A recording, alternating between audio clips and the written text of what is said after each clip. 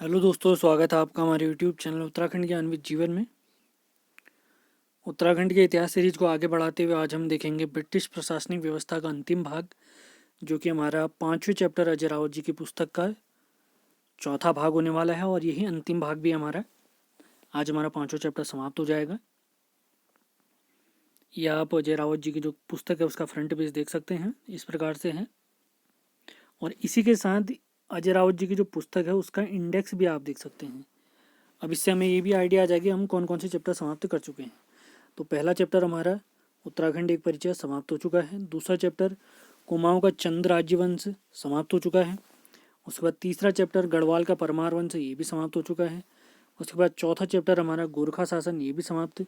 आज हमारा 5वां चैप्टर ब्रिटिश प्रशासनिक व्यवस्था, ये भी समाप्त हो जाएगा।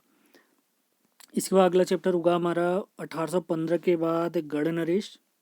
7वां चैप्टर ब्रिटिश गढ़वाल सिंहासनावलोकन। और आज का चैप्टर समाप्त होने के बाद 4 चैप्टर बचते हैं। 2 हमने देख लिए, तीसरा बचता है हमारा तराई भाबर का इतिहास। और अंतिम चैप्टर इस पुस्तक का होता है हमारा स्वतंत्रता संग्राम में उत्तराखंड की भूमिका। तो मैंने आपको बता रखा है जैसे हम 7 चैप्टर निपटा लेंगे इस किताब के, तो 8वें चैप्टर के साथ साथ ही हम क्या क्या करने वाले हैं मैं एक बार फिर से आपको रिमाइंड करा देता हूँ। चैप्टर 1 से स्टार्ट करेंगे हम प्रैक्टिस सेट। मैं कोशिश करूँगा एक ही प्रैक्टिस सेट में एक चैप्टर समाप्त किया जाए। तो सबसे पहला प्रैक्टिस सेट हमारा जैसे ही 7 चैप्टर हमारे समाप्त होंगे, 8वां चैप्टर स्टार्ट होने से पहले हम करेंगे एक दिन करेंगे हम टेस्ट। तो पहले चैप्टर का प्रैक्टिस सेट, फिर 8वां चैप्टर चलेगा, फिर चंद राजवंश का प्रैक्टिस सेट, इसी प्रकार ये चलते रहेगा। तो बाकी डिटेल आपको जैसे हम ये चीज़ स्टार्ट करेंगे तब दे दी जाएगी। तो किताब हमारी बहुत बड़े तरीके से समाप्ति हो जाने वाली है। ये 5वां चैप्टर हमारा काफ़ी बड़ा था, इसमें टाइम भी लगा, लेकिन 6वां और 7वां काफ़ी छोटे से चैप्टर हैं, इनको हम बहुत जल्दी निपटा भी सकते हैं। मैं कोशिश करूँगा कि एक भाग में हो जाए, लेकिन एक भाग में थोड़ा मुश्किल लगता है ये तो मैक्सिमम अगर आएंगे तो ये 6ठे और 7वें चैप्टर के केवल 2-2 भाग आएंगे दोनों चैप्टरों के, 6ठे और 7वें के, यानी 4 वीडियो में इनको मैं निपटाने की कोशिश करूँगा। अगर ठीक ठाक टाइम रहा, ज़्यादा लेक्चर बड़ा नहीं हुआ, तो एक वीडियो में भी निपटा दिया जाएगा। तो पुरानी वीडियो आपने ज़रूर देखनी है, बहुत बढ़िया सीरीज हमारी लगातार चल रही है। और PDF आप हमारे टेलीग्राम चैनल से प्राप्त कर सकते हैं, उसकी चिंता बिल्कुल न करें। तो आज की टॉपिक हमारे क्या क्या होने वाले हैं, तो आज के टॉपिक में आपको बताऊं तो सबसे पहला टॉपिक है उत्तराखंड में उद्यान विभाग, उद्यान का विकास यानी अंग्रेजों के टाइम पे किस प्रकार से हुआ। दूसरा टॉपिक नॉर्मल किन का क्या योगदान है हमारे उद्यान विकास में। और उत्तराखंड में चाय की खेती के बारे में बहुत जानकारी हम लेने वाले हैं। तो ये 3 महत्वपूर्ण टॉपिक होने वाले हमारे।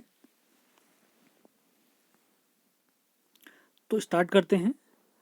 बहुत सारे यहाँ पर आज हमारे फैक्ट होने वाले हैं, कहानी भी जहाँ पर आवश्यकता होगी मैं आपको बताऊंगा, लेकिन मेन फोकस आज के लेक्चर में हमारा फैक्ट ही होने वाला है। तो पहला टॉपिक है आज का हमारा उत्तराखंड में उद्यान विकास। तो देखते हैं, जो हमारा तालेश्वर ताम्रपत्र है उसमें एक वटक शब्द का प्रयोग हुआ है। वटक यहाँ उगाई जाने वाली वनस्पतियाँ आप कह सकते हैं, उद्यान से इसका समानता मानी जा सकती है।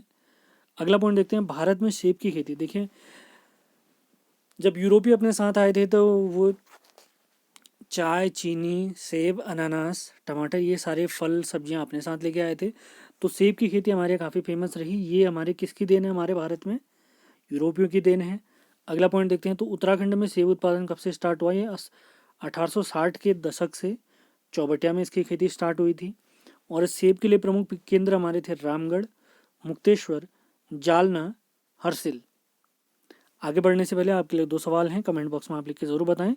ये जालना और हरसिल जो स्थल है हमारे, ये किन जिलों में स्थित है, आपने लिख के बताना है। आगे बढ़ते हैं, एटकिंसन आप जानते ही हैं, इन्होंने अपनी पुस्तक है इनकी हिमालयन गजेटियर्स, तो यहाँ उगाए जाने वाली फसलों के बारे में जानकारी दी इन्होंने, जिसमें हमारे चाय के बारे में जानकारी मिलती है, सेब के बारे में जानकारी मिलती है। इसी के साथ साथ कुछ अन्य फसलें भी हैं, जैसे केसर की जानकारी भी प्राप्त होती है। यानी यहाँ कौन कौन सी फसलें उगाई जाती थी उनके बारे में संपूर्ण जानकारी आपको इस पुस्तक से मिल जाएगी। आलू की खेती हमारे उत्तराखंड में हेनरी रेमजे के समय से स्टार्ट हो गई थी। 1823 में उत्तराखंड में देहरादून में आलू की खेती सर्वप्रथम मेजर यंग नाम के एक अंग्रेज अधिकारी ने की थी। तो अगर सवाल पूछा जाता है उत्तराखंड में सर्वप्रथम आलू की खेती कहाँ से स्टार्ट हुई थी, देहरादून में स्टार्ट हुई थी 1823 में। कैप्टन या मेजर यंग ने इसको स्टार्ट किया था। अगला पॉइंट देखते हैं, ये भी काफ़ी महत्वपूर्ण फैक्टर लगा मुझे। सर्वप्रथम विदेशी आलू की खेती हमारे उत्तराखंड के नैनीताल में स्टार्ट हुई। इसको शुरू करने का श्रेय जाता है श्रीमती हैरी बर्जर को। सर्वप्रथम आलू की खेती मेजर यंग ने करी और विदेशी आलू की खेती सर्वप्रथम हैरी बर्जर जी ने की। 1909 में आलू का अत्यधिक विकास होने के कारण, एक्चुअली आलू की खेती से क्या हो रहा था, सरकार को बहुत ज़्यादा फायदा हो रहा था। इसको क्या किया जा रहा था, हमारे उत्तराखंड के जो अड़ोसी पड़ोसी हमारे जितने भी राज्य हैं उन सभी में इसको निर्यात किया जा रहा था और इसकी काफ़ी डिमांड भी बढ़ने लग गई थी। तो इसी को देखते हुए सरकार ने क्या करा, आलू का अत्यधिक विकास होने के कारण सरकार ने जूलीकोट में कुमाऊं गवर्नमेंट गार्डन की स्थापना की। कब की? 1909 में। आगामी जितनी भी परीक्षाएं हमारी, उन सभी परीक्षाओं के लिए काफ़ी महत्वपूर्ण सीरीज है, तो आपने ध्यानपूर्वक इन सारे चैप्टर को देखना भी है। आगे देखते हैं, जो हमारा यहाँ पर हमने एक पॉइंट देखा, आप ध्यान दें, कुमाऊं गवर्नमेंट गार्डन 1909 में इसकी स्थापना की गई थी। तो इसका कार्यभार तो किसको सौंपा गया? अगर इसका कार्यभार आता है तो ध्यान रखना है हमने, तो इसका कार्यभार सौंपा गया था नॉर्मन गिल को। नॉर्मन गिल को। नैनीताल के आलू को मशहूर बनाने में गिल का ही योगदान प्राप्त होता है, यानी इनको ही सराहनीय योगदान दिया जाता है। और यहाँ तक इतना फेमस है ये आलू, ये ध्यान दें, अभी भी जो पहाड़ी आलू आज भी जाता है कहाँ, बिहार साइड को जो आलू जाता है उसे अभी भी वर्तमान में भी नैनीताल का आलू के नाम से जाना जाता है। तो इतना फेमस हो चुका था आलू हमारे यहाँ का। अब देखते हैं, फल उद्योग में वृद्धि के कारण चाय के बागान लगभग समाप्त होने लग गए थे। अब चाय के बागान समाप्त होने का कारण क्या था?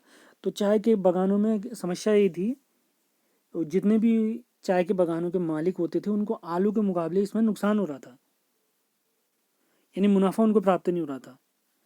तो ज़्यादातर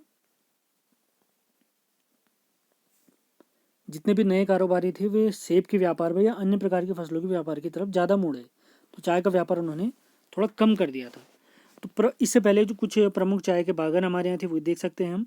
तो ये भीमताल में थे, रामगढ़ में थे, भवाली में एक था न्यूटन का बागान इसे कहते हैं, भवाली में ही एक है मूलियन का बागान, और घोड़ाखाल में भी एक बागान था चाय का। इसको हमने ध्यान रखना है, काफ़ी फेमस है ये। तो हमसे पूछ सकते हैं मूलियन का जो चाय का बागान है वो कहाँ पर स्थित है? भवाली में। न्यूटन का चाय का बागान ये भी भवाली में स्थित है, ये ध्यान रखना इंपॉर्टेंट फैक्ट है। घोड़ाखाल में फल उत्पादन में महत्वपूर्ण योगदान निभाया था व्हीलर नाम के एक व्यक्ति ने, काफ़ी इंपॉर्टेंट। अब देखते हैं, रामगढ़ में फल उद्यान, ये फर्क नहीं होगा, फल उद्यान है, इसको लगवाया था पीई डेरियाज ने। पीई डेरियाज ने रामगढ़ में फल उद्यान लगाए थे। हर्सिल में फेडरिक विल्सन ने विदेशी आलू और सेब लगवाए थे, और इतना फेमस हो गया था विल्सन सेब की एक प्रजाति इसी के नाम पर अभी भी चलती है। पिछले वीडियो में विल्सन के बारे में मैंने आपको जानकारी दे भी दी थी, इसने अपने नाम के सिक्के भी चलाए थे, मैंने आपको बताया है।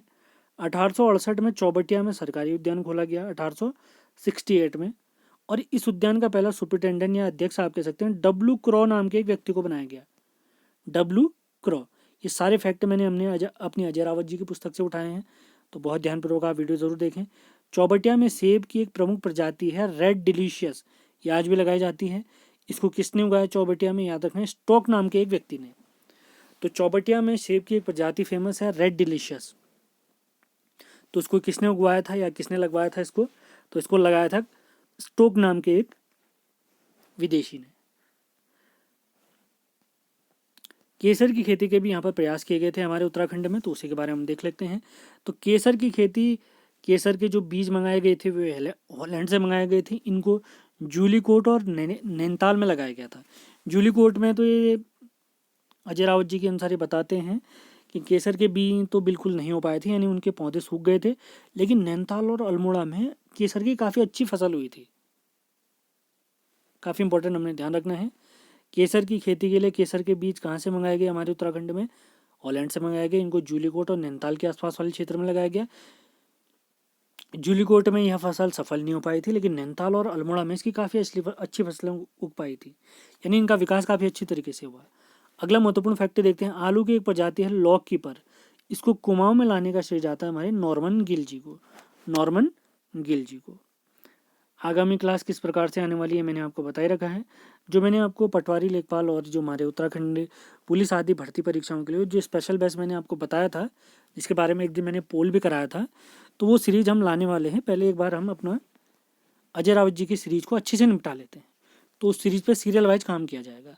ये जो हम इतिहास वाली सीरीज कर रहे हैं, ये हमारे हर परीक्षाओं के लिए काफ़ी महत्वपूर्ण होने वाला है। यूके की परीक्षाएं हों, यूके ट्रिपल एस की परीक्षाएं हों, तो अभी मैं अपना ध्यान बिल्कुल नहीं भटकाना चाह रहा हूँ, ना आपका ध्यान भटकाना चाह रहा हूँ। एक बार ये सीरीज हम समाप्त कर लेते हैं तो ये वीडियो हमारे सदैव के लिए हो जाएंगे। फिर इन सीरीज पर और भी काम किया जाएगा, मैं आपको बताते रहूँगा।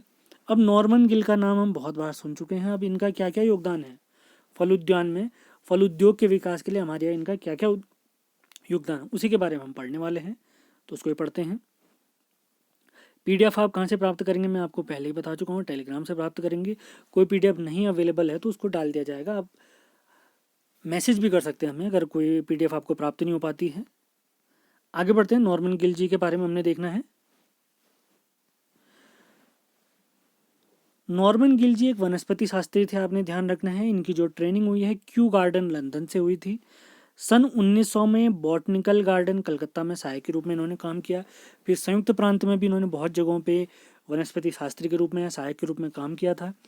22 मार्च 1909 को कुमाऊं गवर्नमेंट गार्डन का कार्यभार इनको दिया गया था। अभी मैंने आपको बताया था 1909 में कुमाऊं गवर्नमेंट गार्डन की स्थापना की गई थी। आलू की खेती काफ़ी अच्छी तरीके से हो रही थी, उसको और विकसित करने के लिए मैंने आपको बताया था। तो 22 मार्च 1909 को कुमाऊं गवर्नमेंट गार्डन, इसका कार्यभार नॉर्मन गिल जी को सौंपा गया।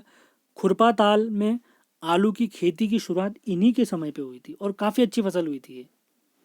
अगला पॉइंट देखते हैं। कुमाऊं के समस्त जंगली पौधों की जानकारी हेतु इन्होंने हर्बेरियम बनाया और इसे नाम दिया इन्होंने flora of Kumaon. Flora of Kumaon महत्वपूर्ण फैक्ट है, याद रखना आपने। फ्लोरा ऑफ कुमाऊं नाम से हर्बेरियम किसने बनाया? तो ये बनाया है नॉर्मन गिल जी ने। अगला महत्वपूर्ण फैक्ट देखते हैं। इन्होंने अपने सहायक के रूप में एक हेड क्लर्क होते थे इनके ऑफिस में, रामलाल शाह जी को नियुक्त किया था इन्होंने। और इनकी कंप्लीट ट्रेनिंग किसने दी थी? नॉर्मन गिल जी ने इनको ये ट्रेनिंग दी थी। एक बार नॉर्मन गिल जी अपना स्वास्थ्य लाभ लेने के लिए इंग्लैंड गए थे, तो उनका सारा कार्यभार किसने संभाला था? रामलाल शाह जी ने संभाला था। उस टाइम पे बहुत सारे विदेशी पर्यटक या विदेशी व्यापारी भी यहाँ पर आते थे व्यापार सीखने के लिए, यहाँ व्यापार की नई चुनौतियाँ तलाशने के लिए। तो उनको ट्रेनिंग देने के लिए, उनको समझाने के लिए और भी बढ़िया तरीके से समझाने का काम किया था हमारे रामलाल शाह जी ने। काफ़ी महत्वपूर्ण फैक्ट है। तो नॉर्मन गिल जी के सहयोगी कौन हैं? तो रामलाल शाह जी हैं, याद रखेंगे, महत्वपूर्ण फैक्ट है। अगला पॉइंट देखते हैं। 1932 में राजकीय उद्यान चौबटिया में हिल फ्रूट रिसर्च स्टेशन की स्थापना की गई थी। 1943 में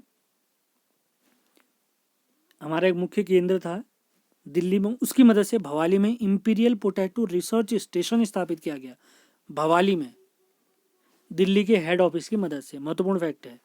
1936 में हमारी उत्तराखंड की परीक्षा में बहुत बार पूछा गया सवाल है। बोसी सेन जी ने अल्मोड़ा में विवेकानंद पर्वतीय कृषि अनुसंधान संस्थान की स्थापना की थी। क्यों की थी? पर्वतीय सब्जी के विकास के लिए। महत्वपूर्ण फैक्ट हमने याद रखना है। 1936 में बोसी सेन जी ने अल्मोड़ा में किस संस्थान की स्थापना की? विवेकानंद पर्वतीय कृषि अनुसंधान संस्थान की स्थापना की। किस लिए? पर्वतीय सब्जी के अत्यधिक विकास के लिए, उसको और आगे बढ़ाने के लिए। उम्मीद है हमने जितने वीडियो आपको प्रोवाइड कराए हैं आपको पसंद आए होंगे। पसंद आते हैं इनको लाइक शेयर ज़रूर करें आप लोग। ऐसे वीडियो लगातार आते रहेंगे, आप बिल्कुल चिंता न करें, आपका सिलेबस मैं पूरा कंप्लीट कराने वाला हूँ। आगे बढ़ते हैं। अगला टॉपिक है हमारा उत्तराखंड में चाय की खेती। इससे रिलेटेड महत्वपूर्ण फैक्ट हमने देखने हैं। उत्तराखंड में चाय की खेती, तो 5 बागों के बारे में आपको पहले ही बता चुका हूँ, उत्तराखंड में जितने भी चाय के बाग थे। अब इसके अलावा कुछ और अन्य फैक्ट थे। किन किन विदेशी, खासकर चीन के किन किन व्यक्तियों से हमने मदद ली थी कि हमारे यहाँ अच्छी से अच्छी चाय की खेती हो। तो सबसे पहला फैक्ट देखते हैं। 1824 में ब्रिटिश लेखक हैं बिशप हेबर ने जंगली रूप में चाय उगने की बात की थी। वे कहते हैं कि कुमाऊं में चाय तो होती है लेकिन जंगली घास के रूप में प्रयोग होती है, लोग इसका प्रयोग नहीं करते हैं। इस प्रकार से हमने इसको समझना है।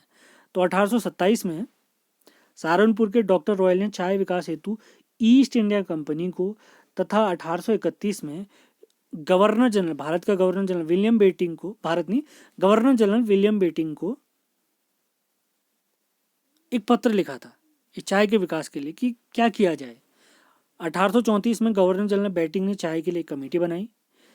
ये कमेटी इसलिए बनाई गई कि वे तलाश सकें कि भैया उत्तराखंड में कहाँ कहाँ पर चाय का विकास किया जा सकता है।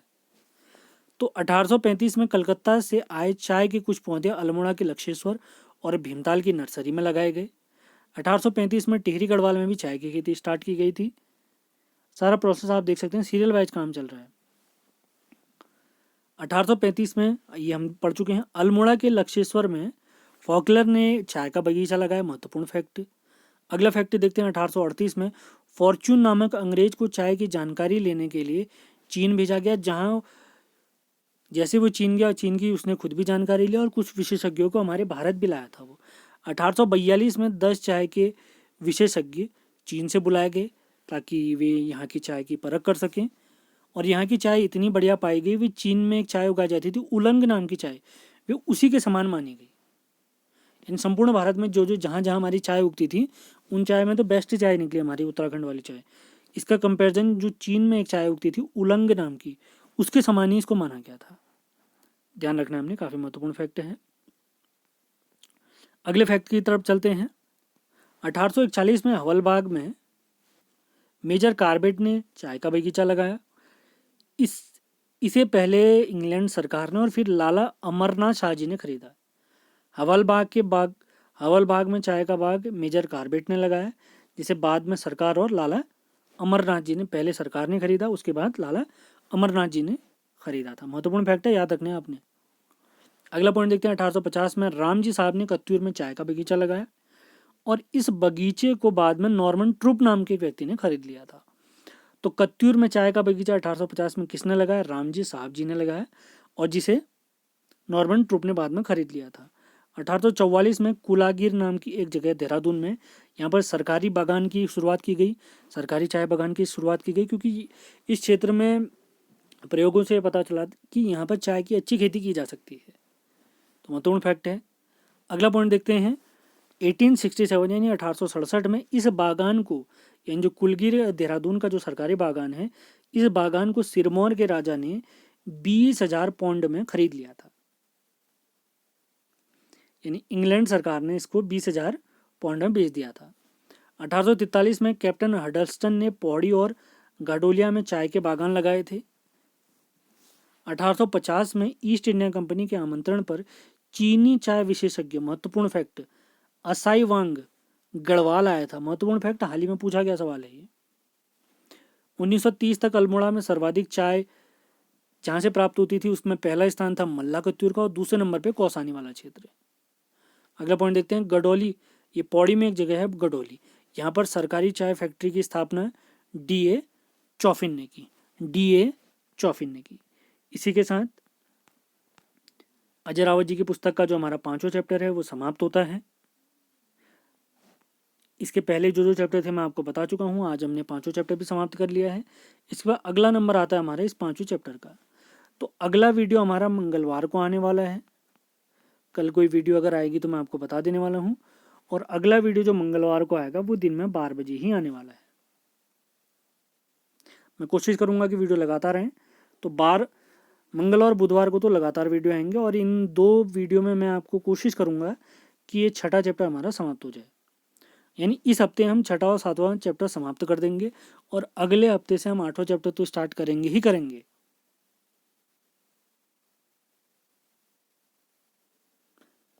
उसी के साथ साथ चैप्टर नंबर 1 से लेकर जितने भी चैप्टर हम पढ़ चुके हैं उनके डेली प्रैक्टिस सेट लगाने हैं। यानी 7 चैप्टर हमारे हो चुके होंगे, 8 चैप्टर करने, 8वां चैप्टर स्टार्ट करने तक, तो उन 7 चैप्टरों का हम प्रैक्टिस सेट भी लगाएंगे, और वे प्रैक्टिस सेट लगाते लगाते हमारे 8वां और 9वां चैप्टर भी समाप्त हो जाएगा। तो किताब हम बहुत बढ़िया तरीके से समाप्त कर चुके होंगे। उम्मीद है आपको ये हमारे सेशन पसंद आ रहे हैं। तो आपने क्या करना है, लाइक ज़रूर करना है, शेयर भी ज़रूर करना है। लाइक और शेयर ज़रूर करें, ये एक सपोर्ट मैं आपसे चाहता हूँ। आपने मुझे कैसे सपोर्ट करना है, वीडियो लाकर मैं आपका सपोर्ट कर रहा हूँ, आपको कंप्लीट बहुत बड़े तरीके से समझाया जा रहा है, PDF आपको दी जा रही है, कोई दिक्कत नहीं है। आप वीडियो देखें जब चाहे आपका मन है, ज़रूर देखें। बस आप क्या सपोर्ट कर सकते हैं, हमें लाइक करना है आपने हमारी वीडियो को, और इनको शेयर ज़रूर करना है। तो मिलते हैं अगले वीडियो में। धन्यवाद।